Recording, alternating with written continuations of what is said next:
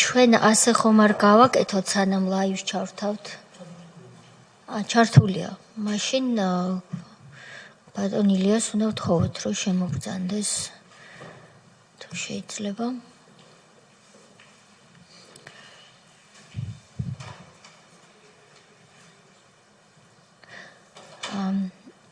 კი ბატონო, ახლა უკვე შეგვიძლია გავაგრძელოთ. ქალბატონო ციცინო, გთხოვთ.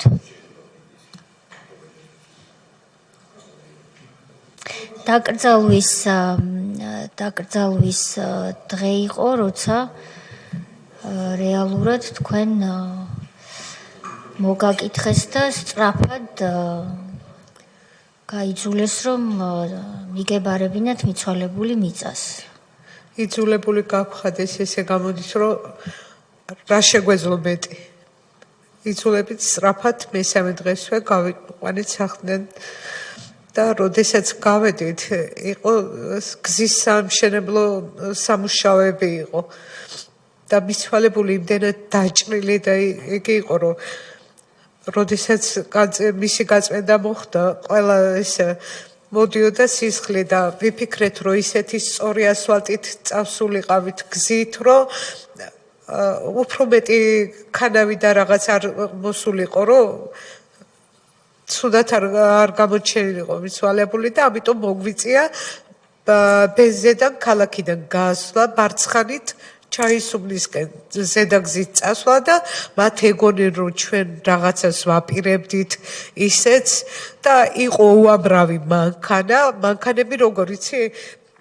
აი, ამოგვიდგენ პირდაპირ წინ და უკან ეგონათ, რომ ჩვენ ამით რაღაცა მანიგრირებას ვაკეთებდით, რომ ან ქალაქისკენ მივყავდა სადმე ან რაღაცა და როდესაც შეუხვიეთ ჩვენს გზაზე, სადაც უნდა წავიდეთ უკვე, სადაც სასაფლაოა, უკვე მანქანებმა დარჩენ ჩვეულებრივად, ოღონდაც ვინც ახლობლები გვახდა, იგენს ყველას ურეკავდნენ და ეუბნებოდნენ, რომ ჯობდა დაეტოვებინათ იქავრობა და გაცლოდნენ.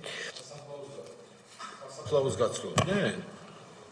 სასაფლაოს, როგორ იცი, სასაფლაოზე რომ მივასვენებდით, მაგას ეგონა, რომ საგზაო სამშენებლო იგი იყო, მუშაობები იყო და ძალიან თხრილები იყო და მიცვალებული, ხო? ბოდიში ვთხოვ კიდე ერთხელ. სისხლი მოდიოდა ყველა ნაწილიდან, ჭრილობიდან, ყველა ყურიდან, ყველა დაცხრილული იყო. ხო და რო არ გვეწვალებინა, წავედით უფრო ასფალტი გზიდან და მაგენმა იფიქრენ, რომ ჩვენ ვაპირებდით ალბათ ქალაქში აქციის რამის გაკეთებას, ხო მაგენის დადგმული სცენარები და გონიათ, რომ ჩვენაც ესე ვაპირებდით და ეს შეიქმნა უცებ შევკრენ ეს მიცვალებულს მივასვენებთ უცხო მანქანები, უნომრო მანქანები, წინ და უკან ჩამდგარი და მიხვდნენ, რომ გადავედით ბარცხანიდან ჩვენს სასაფლაოზე, სადაც მივდიოდით, იქ უკვე ხო ჩამოგცილდნენ, ოღონდაც ახლობლებს ურეკავდნენ, რომ მოგცილებოდნენ, ახლოს არ ყოფილიყვნენ, ჩვენთან ახლოს არ ყოფილიყვნენ. იყო სასწაული რაღაცა. იგიც კი შეეშინდათ, რომ მიცვალებისთვისთვის საფლავი გაეთხარა ვინმე. ყველა უარს გვეუბნებოდა, შეშინებულები. რომ აფრთხილებდნენ, რომ არ მოვყარებოდნენ არავინ ახლოს ჩვენ. ქალბატონ ციცინო, ვინ აფრთხილებდა, როგორ იცით? რა თქმა უნდა, იმ დროინდელი თავრობა, აბა მეტი ვის უნდა გაეკეთებინა? თავრობა გასაგებია, მაგრამ კონკრეტულად რომელი უწყება თქვენ ხომ არ იცით? არ ვიცით, ვერ გეტყვი რომელი უწყება, მაგრამ რეკავდა უნებრო ტელეფონის ნომრები და ყველას ეუბნებოდნენ, მოგცილდნენ, ჩვენს ახლოს არ იყოს. როგორ გაიხარეთ მაშინ საფლავი თუ ყველა საშინელი? ახლობლების დახმარებით გავთხარეთ საფლავი. ოჯახმა გათხარეს საფლავი. გასაგებია. მიცვალებული რომ მოასვენეს ოჯახის წევრები იყვნენ პროექტურაში მისული და თქვენ წამოიყვანეთ თუ ვინმე სხვა? პროექტურაში ჩვენ რომ მივედით რამინაციაში არის რო გვითხრეს, უკვე პროექტურაში გარდაცვლილი გაკვეთილი ყოფილა. რამე დათვალიერების დოკუმენტი თუ არსებობს თქვენ? კი, რა თქმა უნდა არსებობს. რა თქმა უნდა არის ვიდეოც არის გადაღები და ყველგან დევს ეს მასალები, შეგიძლიათ ნახოთ და რა მდგომარეობაში იყო მიცვალებული. კი ბატონო, გააგრძელეთ თუ შეიძლება. ოღონდ ჩვენი წამება ამით კიდე არ დასრულდა. დღე უფრო უმძიმესი ხდებოდა და უფრო გვითვლიდან ხმარ ამოვიღოთ, გავჩერდეთ, იმდენად იძულებული გავხდით ერთჯერ, რომ მე დავტოვე ბინა და გადავედი საცხოვრებლად ჩემებთან. იმიტომ რომ გვემუქრებოდნენ ყველას დახოცვით, უნდა აგვეღო ფული და გავჩუმებულიყავით და ხმა არ ამოგვეღო. კონკრეტულად ვინ გთავაზობდათ ფულს? მოდიოდა უცხო ხალხი პირდაპირ მოდიოდნენ, რომ აგვეღო ფული და ხმა არ უნდა ამოგვეღო. რადგან ჩვენგან უარი მიიღეს, უკვე შემდეგ წამოვიდა მუქარები. მუქარა იმდენად რომ იძულებული გავხდი, რომ დავკეტე ოჯახი, საცხოვრებლად გადავედი ჩემებთან. მაგრამ იქაც უარესი დღე, იქაც ხალხი გვადგებოდა, იქაც ესე დღეში ვიყავით, მეგრე უკვე უძილებული გავხდით, რომ მიგვემართა სახალხო აპარატისთვის, მადლობა მისთვის ბატონ სოზარს, მის ჯგუფს, თუ გინდ ჩემს ადვოკატს, რავინ პაპიძეს, ლადო გალობლიშვილის, გიორგის, ყველას, რომელიმე რო არ გამომჩეს, ესე გიორგი თქვითა, გიორგი ჩარკვიანი და გიორგი ჩარკვიანი, რომელიც ოჯახში ღამეებს გვითენებდნენ, ჩვენთან ერთად იყვნენ. სახალხო დამცველის აპარატის თანამშრომლები, როცა თქვენ მშობლებთან გადასახლდით, ღამეს გითენებდნენ. ღამეს გვითენებდნენ. მიზანი რა იყო? როგორ? მიზანი რა იყო მათი რა იყო, რომ გვაშინებდნენ, მოდიოდნენ იარაღიანი ხალხი ეზოში პირდაპირ და ისროდნენ აერში. და ჩვენ იძულებული ვიზზე მიგვემართა, აღარ ვიცოდით უკვე. ვიზზე მიგვემართა და მაშინ დაუდგეს ბატონ სოზარს. საცხოვრობენ, სადაც გადახვედით. პენზედან მოშორებით 10 წუთი სოფელი ჩელტა. და იქ ვიყავით. ბოლოს იგიც კი შემოგვითვალეს, რომ თუ აღარ დავშვიდებოდით და რაღაცა სოფელში გვაქვს სპეციალური წყლის ბასეინი, სადაც წყალს ვღებულობთ ოჯახისთვის და იმას მოგვიწამლებდეთ და სულ დავისვენებდით ყველა ერთად. უკვე იძულებული გავხდით, დავრეკეთ სახალხო დამცველის აპარატურაში და ბატონი სოზარის ჩამობზანდა, ყოველთვის გვერდით გვედგა, დიდი მადლობა ბატონი სოზარ თქვენებისთვის, არასდროს არ დამეწყვეტება თქვენი ამაგი. ბატონი სოზარი თვითონ იყო ჩამობზანებული ჩემს ოჯახში.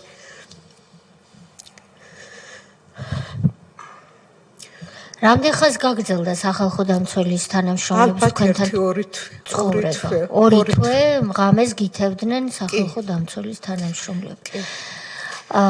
კონკრეტული თანამდებობის პირი თუ გამოვიდა თქვენთან როდისმე კონტაქტზე, თუ ესე მოგზავნილი უცხო ადამიანი მოგზავნილი ხალხი, უბრალოდ მოგზავნილი ხალხი.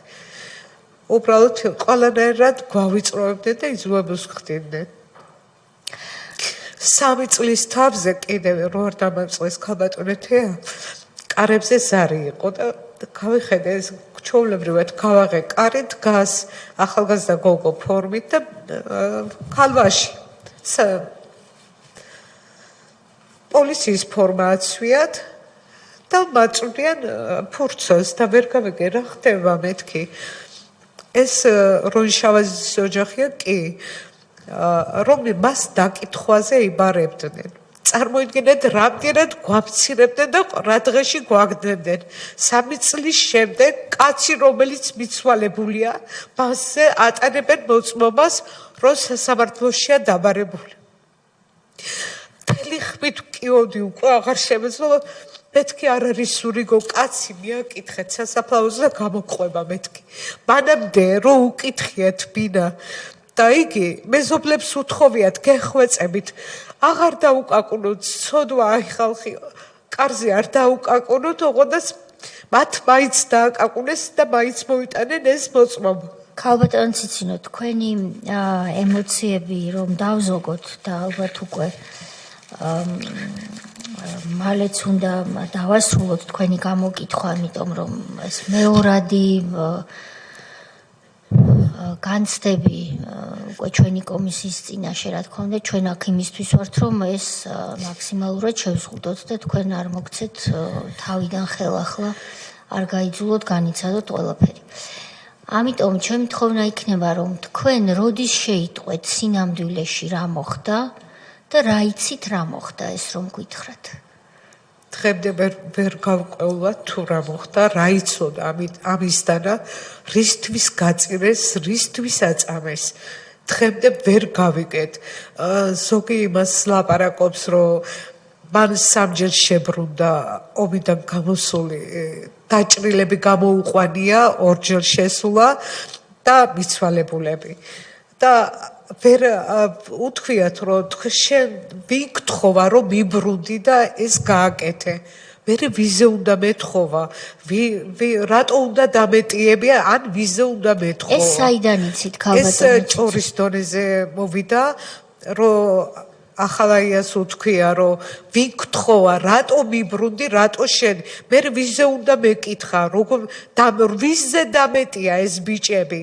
დაჭრილები გამოიყვანა და ერთჯერ მიცვალებულები. ხომ არ იცით კონკრეტულად საიდან? ცხინვალის და რომელი დასახლებული პუნქტი არ იცით? ზუსტად არ ვიცი. და ალბათ და თითქოს უსაყვედურეს რატომ გამოიყვანე დაჭრილები და გარდაცვლილები? რატო გააკეთე ეს? ეს უნდა ყოფილიყო თქვენი აზრით მიზეზი? მიზეზი არ ვიცი. ვერ გეტყვი, მან იცოდა სიმართლე, რეალობა რა ხდებოდა, მანამდე სანამ ომი დაიწყებოდა, მან ძალიან უკმაყოფილიყო და უფრო სენაკიდან გადმოსვლა, იმიტომაც ითხოვა, რომ განთავისუფლეს ყველა ძველი თანამშრომლები, რომლებიც იყვნენ ძალიან გამოცდილები და ჭკვიანი ხალხი და მოიყვანეს, მან იყო ესე უკმაყოფილებას გამოთქვამდა, რომ მოიყვანეს ისეთი ხალხი, რომელმაც უბრალოდ წერა-კითხვას არ იციან და იმასაც კი ვერ ხვდებიან, რომ სად მოვიდნენ სამუშაოდ, რისთვის მოვიდნენ, რა უნდა აკეთონ, იგიც კი არ იციან. ოღონდაც ის ბიჭები იცი როგორ გაუშვეს, ბიჭები, რომლებიც სიგარეტს არ ეწეოდა, ჩაუდეს ნარკოტიკი და რომ იგეს ნარკოტიკის გამო გაუშვეს. ადამიანი, რომელიც სიგარეტს არ ეწევა და ჯანსაღწხოვრების წესი აქვს და მას ნარკოტიკს უდევენ. ქალბატონო ციცინო, თქვენი მეუღლე როგორი კაცი იყო? არიან ადამიანები, ვინც უკმაყოფილოა მაგალითად სამსახურში რაც ხდება, მაგრამ არ ამბობს. არა, უკმაყოფილო როდესაც იყო, ის სწორედ იმას იცოდნენ, რომ ის არ გაჩერდებოდა. ქალბატონეთია დამავიწყდა ერთჯერ 15-ში ეს გავიდა ქალაქში, საქმე ქონდა რაღაც მოსაგვარებელი და შეხვედრია უკვე თანამშრომელს, ყოფილ თანამშრომელს, რომელმაც სანამ 2 თვით ადრე დატოვა კონტრაქტი. დაუმთავრდა და დატოვა სამუშაო და რო შეხვედრია, ხო, ძალიან მინდა რომ შევიკრიბოთ, ძალიან მინდა რომ სალაპარაკო მაქვს, მინდა ყველაფერი ვთქვა, თეთრიც და შავიც და ყველაფერი რო იცოდეს და ამ ძმაკაც დათოკილაძია ესეთი ბიჭი კბილი ტკიებია, აქედან მიდიოდა და რომ გთხოვ, დღეს არა, ხვალე შევიკრიბოთ და ხვალე დავილაპარაკოთო. ეს უთქვია და რა უნდა ეთქვა და რა უნდა ელაპარაკა, გამოჩნდა შავი და თეთრი, რაზე ქონდა ლაპარაკი, არ ვიცი, მას არ უყვარდა სამხედრო ამბებზე ან სამუშაო ამბებზე და არც იშვიათად თუ ერთმანეთის ლაპარაკის დროს მოუყვებოდით რამეს თორემ ესე დამჯდარიყო და მოეყოლა, არა, ერთადერთი უკმაყოფილობა არ დაუმალია და ვერ გაჩერდებოდა და არ გაჩერდებოდა, იმიტომ რომ ის ასეთი იყო, მას რაიმე სათქმელი თუ ქონდა, პირდაპირ ეუბნებოდა ყველას. არ იყო ესეთი პირდაპირ ადამიანი. ძალიან პირდაპირ ადამიანი იყო, მას არ ერიდებოდა, ცუდად არ გამიგოთ, არც უფროსი, არც რამე. თუ მას შენიშვნა ქონდა, თუ ის უკმაყოფილო იყო, ის გამოხატავდა და რისთვის უნდა შეკრება, რა უნდა ეთქვა ბიჭებთან ერთად, ეს ჩემთვის უცნობია. რომ დავუბრუნდეთ იმ კითხვას, ესე იგი თქვენ ისე იცით ამბად, მაგრამ ვერ ადასტურებთ, რომ თითქოს მას საყვედურობდნენ, რომ აგვისტოს ომის დროს შებრუნდა და გამოიყვანა დაჭრილი თანამებრძოლები და დაღუპული თანამებრძოლთა ცხედრები და ეს იყო თითქოს საყვედურის საგანი. მერე როდის გაიგეთ სინამდვილეში რა მოხდა? ადამიანი გავიდა სახლიდან და დღის ბოლოს მოასვენეს გარდაცვლილი. აი რა მოხდა, რა გაიგეთ, როგორ გაიგეთ? სიوارლე გითხრათ დღესაც გასარკვევი ბევრი რაღაცა რა გავიგეთ დახვრიტეს უდანაშაულო კაცი რომელმაც ალბათ ისეთი რაღაც იცოდა რომ არ გაჩერდებოდა ქალბატონეთია ის სულ სხვანაირი იყო პირში მთქმელი იყო მას უფროსთან არასდროს არ ქონია არავითარი შეკამათება რომელ წელში ზუსტად არ მახსოვს პარლამენტში შეიქმნა კომისია სადაც მოიწვიეს გოგავა და მას დაუსვეს რომ შავაზის მიმართ შეკითხვა ჰქონდათ რომ ხوار ქონდა მას რამე გარღვევა ცუდად ხوار იქცეოდა როგორი თანამშრომელი იყო და ყველა ახასიათებს ძალიან კარგად რომ იყო ძალიან მაგარი თანამშრომელი უფროსები და ყველა იმას ამბობს რომ მან წერდა სამხედრო გაკვეთილებს ალბათ იცით ეს ტარდება კონსპექტებს ადგენდა ეს მე თვითონ სახშიც მინახია რომ წერდა და დასცინოდნენ თანამშრომლები დაჟე რომ ზოგიერთი უფროსი ამას შენ დაწერს სწორად ვერ კითხულობს და ხომ არ ჯობია შენ წაგეკითხაო ნუ აშეყირებდნენ ესე გამოდის ჩემს მეუღლეს და ყველა აქებდა გოგავას დაუსვეს კითხვა და თქვა რომ მას სამხედრო მხრივ არავითარი გარღვევა არავითარი დანაშაული არ ქონია და რომ ეს რაღაც მოხდა სამოქალაქო თქვენ თქვით რომ დახვრიტეს, სად დახვრიტეს და ვინ დახვრიტა, არის თქვენთვის ცნობილი. ესე ვიცი რომ გზა იყო რუსების მიმართ ჩაკეტილი, ის გადმოყავდათ თბილისში, მაინც როგორ და რანაირად არ ვიცი. მე ესე ვფიქრობ რომ ეს იყო ყველაფერი ჩაფიქრებული და წინასწარ გაზრახული. ბატონო, რატო ვფიქრობ გეტყვით, იმიტომ რომ გზა დაკეტილი. მიყავთ, სად მიყავთ? თუ დაიჭირეს ჩემი მეუღლე როგორც გაიკვა შემდეგ, არც ნარკოტიკი არ ქონია, არც არავითარი გარღვევა არ ქონია, რატო არ შეიძლებოდა ამის ბათუმში დატიება? მე ვფიქრობ ეს ყველაფერი წინასწარ განზრახული ქონდათ და განზრახვაში მოიყვანეს ქობულეთის შემდეგ არის ქაქუთი, აი იქ სადღაც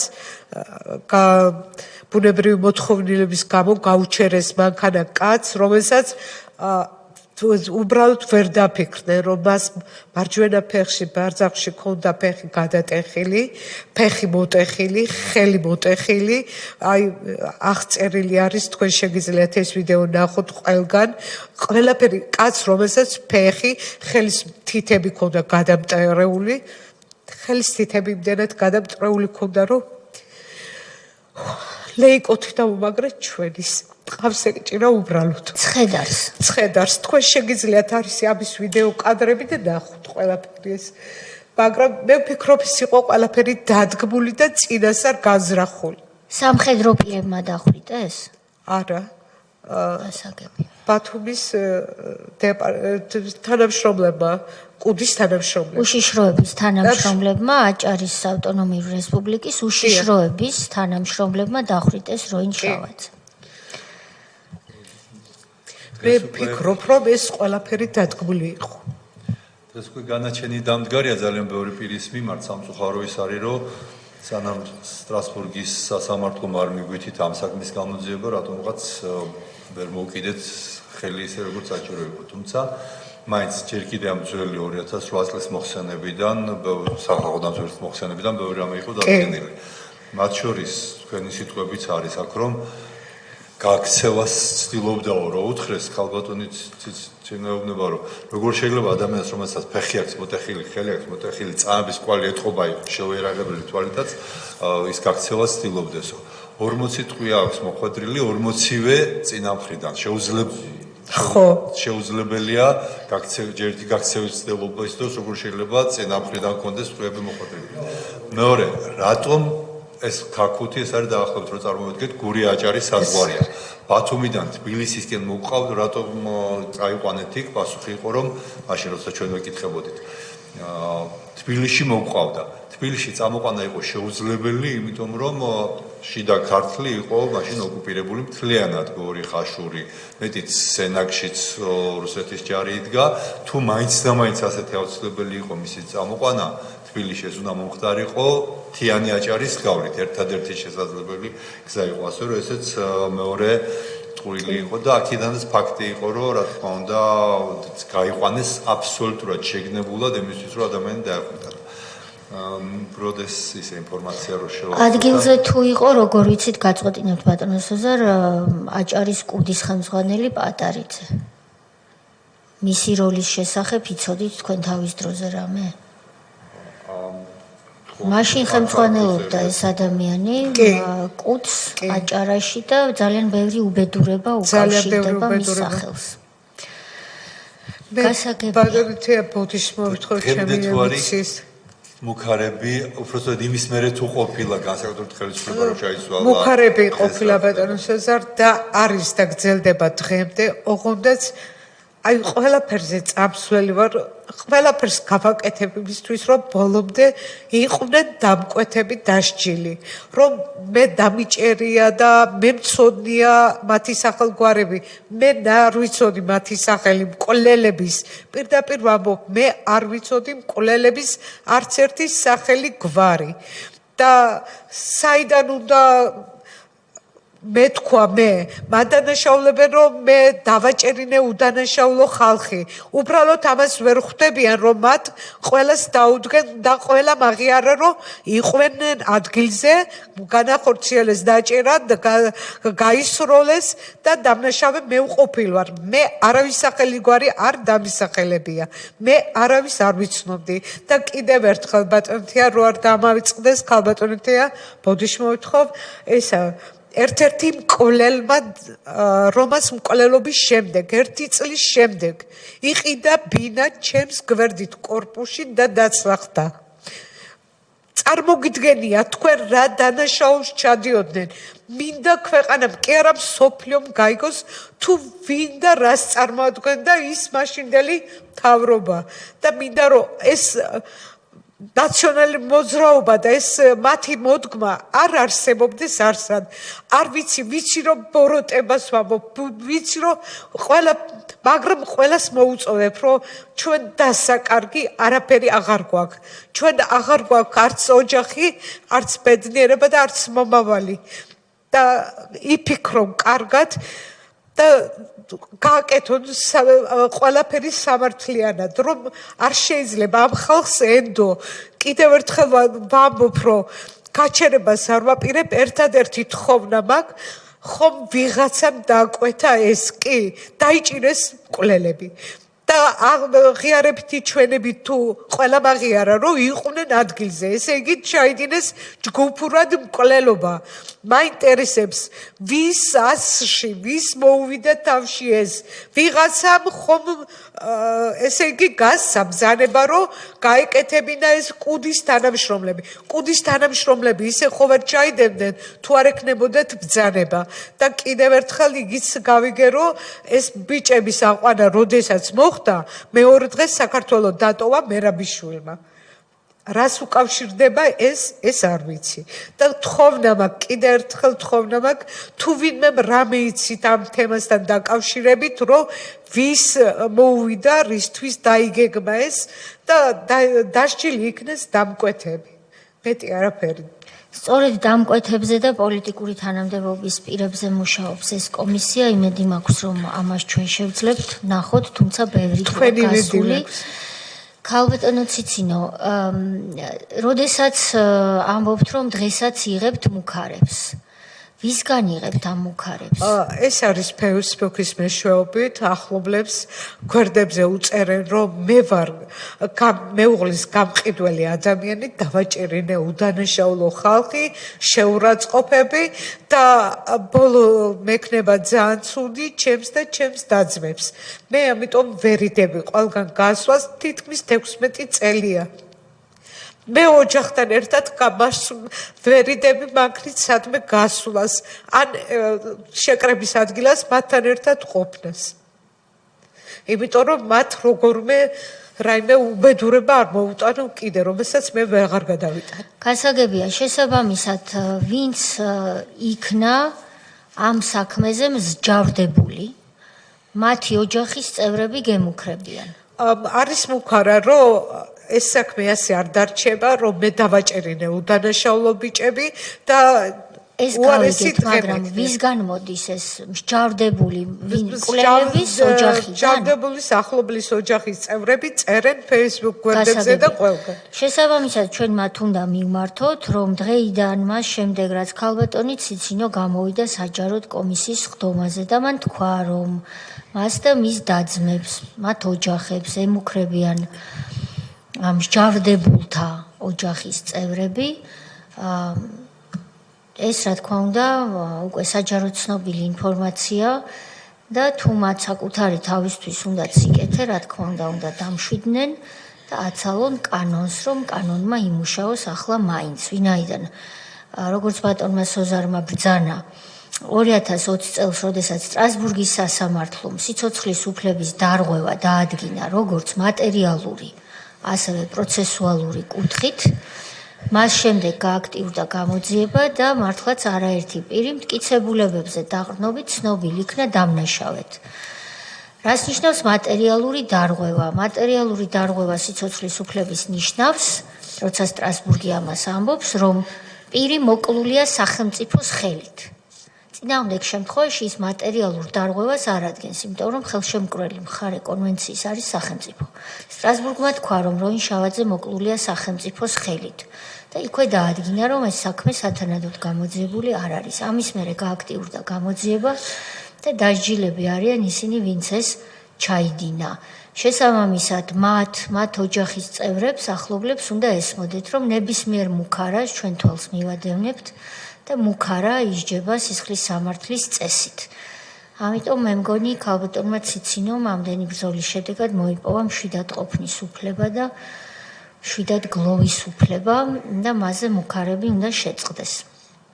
რა თქმა უნდა, ჩვენ ვიქნებით ყურადღებით და თქვენ გთხოვთ, რომ კონკრეტული, რა თქმა უნდა, კონფიდენციალურად, კონკრეტული გვარები და სახელები მოგვაწოდოთ იმ პირების, ვინც თქვენზე მუქარას ან თქვენს შევიწროებას გაბედავს. კონფიდენციალურად მოგვაწოდეთ გვარები და სახელები. რომ აღარ შეგაწუხოთ ზედმეტად, მე მაინტერესებს დამკვეთები ახსენეთ და ხომ არ გსმენიათ, ვინ შეიძლება ეს იყოს. ახლა ახსენეთ, თუმცა იქ ორი ძმა იყო, რომელიც ერთმანეთს ეჯიბრებოდა, რომელი უფრო მეტ სიბინძურეს ჩაიდენდა, რომელს გულისხმობდით. და მეორე კითხვა მაქვს, როდესაც თქვენი ეს დიდი უბედურება დატრიალდა ოჯახში, რომელიმე სამხედრო მეთაური, გენერალი, ხელმძღვანელი პირი, ან არასამხედრო, მაგრამ თავდაცვის სისტემის წარმომადგენელი, ვინმე თუ მოვიდა თქვენთან და სამძიმარი გითხრათ? არავინ დღემდე არავის არაფერი არ უთქვია, რაზედაც ძალიან დიდი გული მტკივა. უბრალოდ თანადგომას გამოხატავდნენ თანამშრომლები, ტელეფონით მეკონტაქტებოდნენ და ბოდიში მოითხოვდნენ და ქალბატონეთია რო გითხრათ, რომ მე მწყინს მათი ვერ გეტყვი, იმიტომ რომ თქვენ ვერ წარმოიდგენთ რა წნეხი და რა საშინელება იყო იმ დროს. პირდაპირ ნაწილში მივიდნენ და გააფრთხილეს. თუ ვინმე რომელიმე გაბედავდა და ჩემს გვერდით დადგებოდა, მიცვალებულს პატივს მიაგებდა, როინშავაძეზე უფრო უარესი დღე მოელოდათ. გული მტკივა, რა თქმა უნდა, მაგრამ ვერ ვიტყვი, რომ მე მათზე ნაწყენი ვარ, იმიტომ რომ სიცოცხლე და ოჯახი ყველაფერია. თქვენ იცით, ალბათ წარმოიდგინეთ, კი, რა თქმა უნდა, თანამშრომელი, რა თქმა უნდა, ყველა კარგია, მაგრამ ვერ გაწირა სულს და ყველაფერს, როდესაც გაფრთხილებენ, თუ შენ იქ მიხვალ, შენ დაგსჯიან და მოკკლავენ. ქალბატონო ციცინო, მოდით მე კითხვას დაგისვამთ, თქვენ იცით, რომ არ გაქვთ უფლება არ გამცეთ პასუხი, ასეთია კანონი. თუ გნებავთ საჯაროდ მიპასუხეთ, რაც კარგი იქნებოდა, თუ არა და ყოველ შემთხვევაში შემდეგ გვიპასუხეთ წერილობით, მაინც იმიტომ რომ კომისიისთვის ამ კითხვაზე პასუხი ძალიან მნიშვნელოვანია. მე ასე ვიცი თითქოს, რომ თქვენი მეუღლე ან და თქვენ ფლობდით აგვისტოს ომთან დაკავშირებით რაღაც დოკუმენტს, რომელსაც თქვენ დიდხანს ჩუმად ინახავდით. ეს არასწორად ვიცი თუ დოკუმენტი არ იყო, ეს იყო რომა იყო სამხედრო მზვერავი, ამაში დასამალი არც არაფერი არ არის. მას ჰქონდა როკა ისეთი როგორ მოქმედებდა სამხედროები მანამდე, რა ინფორმაციას ფლობდნენ, სად რანაირად, რომელიც დოკუმენტი უпроსტად გადავაგდეთ და დავხიე მე თვითონ რომ არ ყოფილიყო რაიმე საბაბი და ცუდი გაგრძელება არ მოყოლოდა. ეს დოკუმენტი მას სახლში დარჩა. სახლში არ დარჩა, ამით მუშაობდა მან, ხო წერდნენ გაკვეთილებს და რაღაცებს, ეს არის სამხედრო გაკვეთილების ცხრილი რუკა და არა ის დოკუმენტი რომ მას რაიმე დოკუმენტი ჰქონდა. ეს არ იყო მნიშვნელოვანი. ეს არ იყო მნიშვნელოვანი, ეს იყო ქვია მას სამხედრო რუკა, რომელთაც მუშაობს სამხედროები, სამხედრო გაკვეთილებს, თუ იარაღის რა ტრაექტორია, როგორანაირად, ეს იყო ეს დოკუმენტი და სხვა რაფერი. ეს სახში ქონდა პედაგოგიური სამუშაოსთვის და თქვენ მერე შეგეშინდათ. და შემეშინდა, მე ვერ გავიგე, მე რომ ნახე და დავასკვენით, ეს იყო ეს რუკა რომელიც სამხედრო რუკა ქვია სწავლებისთვის. შეშინებულმა გადააგდეთ ეს. მისი ეს გაკვეთილები თუ გაქვთ შენახული? არა, ეს ეკნებათ სენაკის უფროსობას. სახლში არ დარჩენილა. სახლში არ დარჩენილა, იმიტომ რომ წაიღო, როდესაც სამუშაოზე მიდიოდა, მას მიქონდა ეს დიდი სქელი რვეული წიგნივით იყო და მას ატარებდა და გაქონდა და მას არ ქონია. შესაბამისად, თქვენ იმდენად შეშინებული იყავით, რომ ნებისმიერი დოკუმენტი, რაც მას დარჩა, ყველაფერი გაანადგურეთ. კი, ქალბატონო თია, ისიც კითხვეს, რომ ის ნარკოტიკები ქონდა ჯიბეში, რომელიც არის არ შეესაბამება სიმართლეს დამტკიცდა, რომ არავითარი ეს დამტკიცებულია, რომ მას არ ქონია. თუ იმდენად ყალბი და იმდენად საშინელი ხალხი იყო, შეიძლება მართლა კილოობით ქონდა ეს სახში. რატო არ ჩატარდა ჩხრეკა? რატო არ მოვიდა? ეს იყო ყველაფერი დადგმული სპექტაკლი და ყველა უბრალოდ თვალითაც რო შეხედო ყველა საზოგადოებისთვის რო განმარტოთ, ის უკვე დადგენილია, კანონით დადგენილი წესით, რომ მას არავითარი ნარკოტიკი არ ქონია. არ ეს ადამიანი წაიყვანეს და სახელმწიფომ მოკლა. რაც შეეხება ამ ინფორმაციას და დოკუმენტებს, მე იცით რას გულისხმობ, რომ ასე არის ცნობილი თითქოს, რომ მან აგვისტოს ომთან დაკავშირებით იცოდა გარკვეული რაღაცები იმ ხარვეზებზე, რაც დაუშვა სახელმწიფომ პოლიტიკური თანამდებობის პირებმა, ვინც სამხედრო ცოდნა და სამხედროები, მათი სიცოცხლეები არასწორად გამოიყენა რუსეთთან ომის დროს. და რომ მას ჰქონდა ამის შესახებ ინფორმაცია, თვითმხილველიც იყო და რომ ეს ვერ აპატიეს. რამდენად ეთანხმებით თქვენ ამ პოზიციას? სრულიად ვეთანხმები, ქალბატონო. რა გაფიქრებინებთ ამას? მეც ვფიქრობ, რომ ძალიან უკმაყოფილო იყო უფროსობით, რომ მიატოვა ჯარი, მიატოვა მთავარ სარდალმა. დატოვეს უგზო უკლოდ. ამას ამბობდა, არც მალავდა, ამბობდა და სახლში ამბობდა თუ გარეთაც ამბობდა. გარეთაც უთქვია და სად უთქვამს გარეთეს?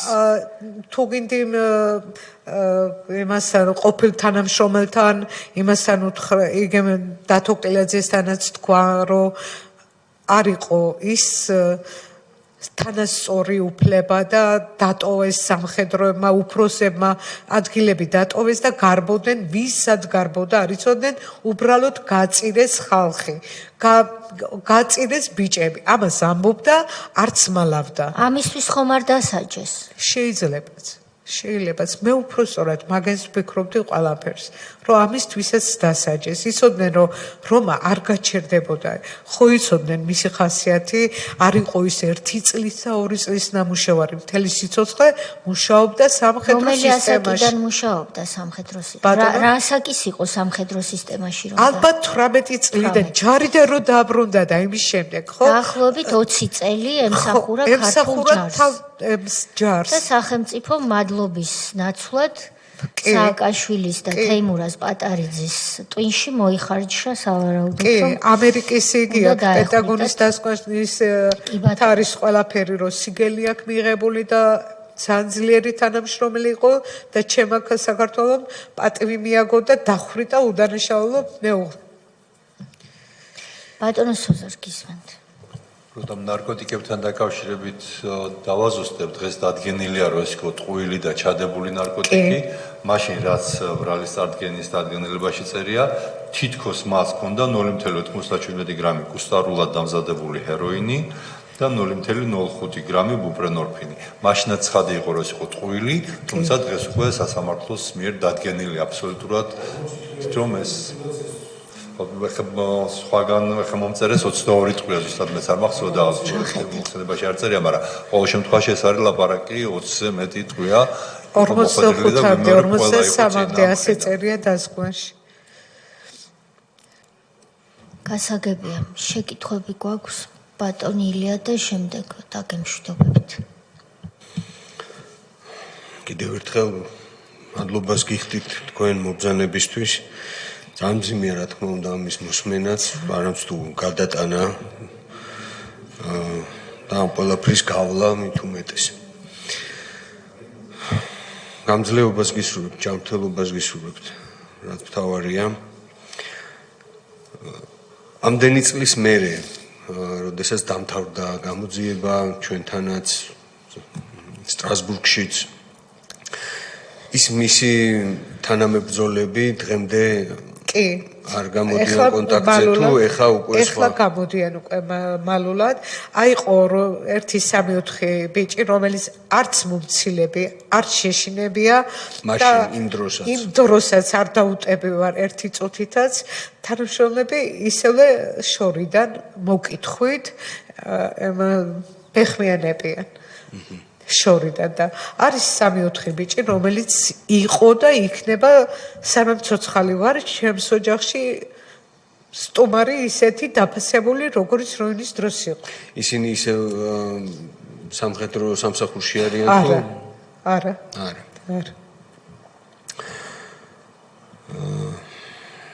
და ერთი კითხვა მაინტერესებდა კიდე. ეს გამოძიება მაშინ, როცა შსს-მ ჩაატარა თუ პროკურატურა?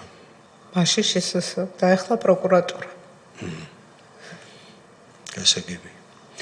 რომელსაც ვიტყვი, უღრმეს მადლობას ვეტყვი პროკურატურას, იმიტომ რომ ყველა მასალა თითქმის ყველაფერი იყო გაყალბებული, წაშლილი, საერთოდ არაფერი შეიძლება ვთქვათ, საერთოდ არაფერი არ არსებობდა. ყველაფერი იყო გაფუჭებული და გაუქმებული, რომ არ გასულიყო. როგორმე რაღაცა არ დარჩენილიყო რამე საბუთი. ბატონო როგორმე რამე საბუთი სიმართლის კი, არ იყო არავითარი ნაპერწკალი და შეუძლებელი გააკეთეს და იშრომეს. რომელ წლებში მოხდა ეს ქალად? ეს ეხლა 2020-ის შემდეგ? ხო, კი. აღადგინა პროკურატურამ მტკიცებულებები. და რომელსაც მე იმედი მქონდა რომ ოდესმე სიმართლე დადგებოდა და ყველაფერი და დღესაც არ კარგავ იმედს რომ ალბათ ის დამკვეთები ვინც იყო ეგენის დასშელი იქნებია. ბატონო რაც შეეხება ბატონ ილიას შეკითხვას, მართლაც ამ საქმეს თავიდან ეს კი კონსტიტუციური უსაფრთხოების სამსახური მაშინ ეკუთვნოდა შინაგან საქმეთა სამინისტროს და როდესაც კონსტიტუციური უსაფრთხოების სამსახურის თანამშრომლებმა მოკლეს როინ შავაძე, მათ წინააღმდეგ ამ საქმის გამოძიება დაიწყო შინაგან საქმეთა სამინისტრომ.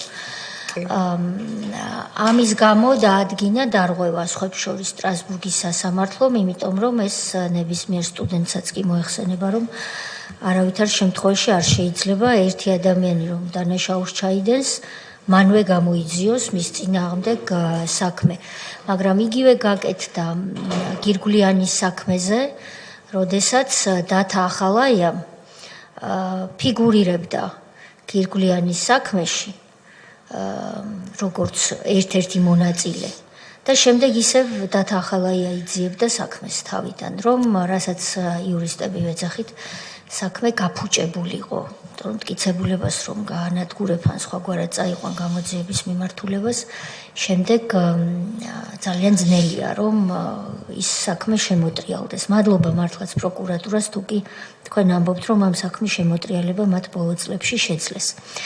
ქალბატონო ციცინო, ჩვენ აღარ დაგისვამთ შეკითხვებს, ძალიან მძიმე საათი და წუთები გაიარეთ თქვენ დღეს ჩვენს წინაშე.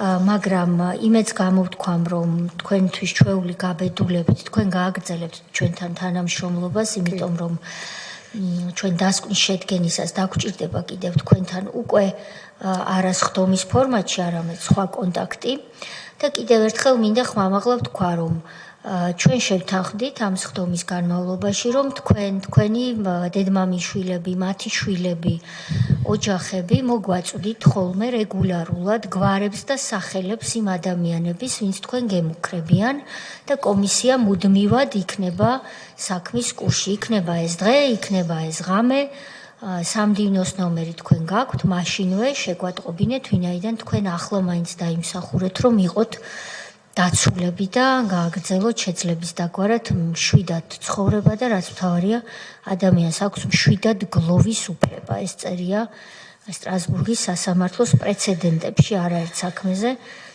სადაც სხვადასხვა ქვეყანაში მოკლავდნენ ადამიანს და შემდეგ სახელმწიფო ცხედარს არ უბრუნებდა და მაშინ შემუშავდა პრეცედენტი, სადაც ითქვა, რომ ადამიანის უფლებებს შორის შედის გლოვის უფლებაც, რომ ადამიანმა საკუთარი ცხედარი ღირსეულ პირობებში დაიტიროს, როგორც ხედავთ თქვენ შემთხვევაში ეს უფლებაც კი იქნა დარღვეული, როდესაც არ მოგცეს გლოვის უფლება.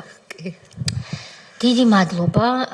ჩვენ სამდივნოს ვთხოვთ, რომ ქალბატონი ციცინო, გარდა იმ შემთხვევისა, თუ თქვენ რაიმეს თქმა კიდევ გსურთ, შემაჯამოთ. დიდი მადლობა ყოველივე თქვენთაგან ბოდიში ჩემი ემოციებისთვის და დავნებულებისათვის. ალბათ ცხოვრება მისი კვალი დატოვა ჩემში და ახალგაზრდებს მოუწოდებ, რომ კიდევ ერთხელ დაფიქრდნენ და მე მინდა რომ ბოლოს შაოსანი ვიყო ჩემ ქვეყანაში და არ იხოცებოდეს უდანაშაულო ახალგაზრდები, არ იყვნენ შაოსანი დედები თუ შვილები.